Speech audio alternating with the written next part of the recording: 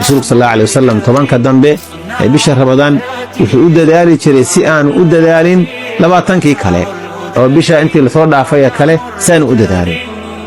xadiiska saxiixaynka ku yimid Bukhari iyo Muslim soo saareen ee Aisha lafteedu warinayso كان النبي صلى الله عليه وسلم إذا دخل العشر شد مئزره وأحيا ليله وأيقظ أهله رسولك صلى الله عليه وسلم طبعاً كدنبه رمضان مركا الله صوغره ينتبو أدكيسانشي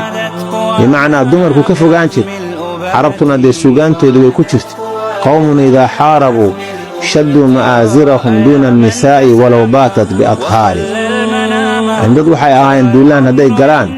عن دمركا دايمون حتى هدي مركا حيثي كمردين أي أحاي شدوا مآزرهم مركا رسولك طبعاً كاس si cibaadada uu xoogaysto hawshii sawjiyada ee gogasha xaasaskiisa uu ka fogaan jiray i'tikaaf buu la geli jiray nabigu